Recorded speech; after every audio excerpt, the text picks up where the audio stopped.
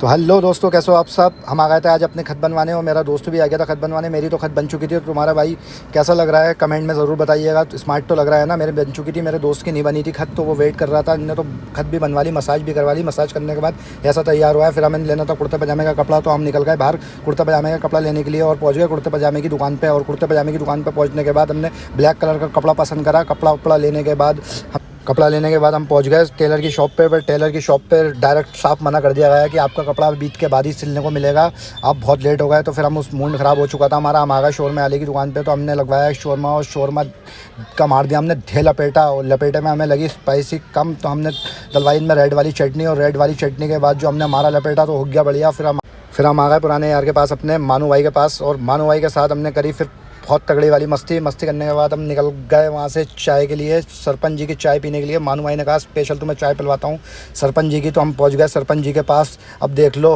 ये तो हमारे बचपन वाला रोल समझ में आ गया कि पिंडो सरपंच भी मतलब उन्हें टेके नहीं, ठोकरे लगा सीधा आगे पीछे देखे नहीं। फिर हमारी बड़ी बकचोदियों के बाद आ गई हमारी चाय नेक्स्ट दूर सरपंच जी के वहाँ। और फिर हमने अपनी एक एक चाय उठाई तीनों ने, और चाय को किया हमने चियस मारने के बाद हमने प्यार से चाय के मज़े लिए और मारी सुड़की। मैंने भी मारी सुड़की और भानु भाई ने भी मारी सुड़की और गोपू भाई ने भी मारी सुड़की चाय की। और फिर भाई की हमने शॉप दिखाई। भाई की शॉप का नाम था नेक्स्ट डोर सरपंच जी, जो कि बहुत प्यारी थी और चाय भी बड़ी मस्त हो रही थी यहाँ पे। फिर हमने यहाँ पे सिगरेट पी, इससे मैं मना कर रहा था कि देख कैमरे की रिकॉर्डिंग मतलब मैं सिगरेट पी रहा हूँ पीछे, पर फिर भी इनने हमें रिकॉर्ड कर ही लिया। फिर हम आ गए मानू भाई के घर के पास चलते चलते, और फिर हमने वहाँ खेला रैकेट। और जैसे ही हम रैकेट खेलने वाले थे थोड़ी देर में, तो पता चला कि बच्चा कोक लेके भाग चुका है।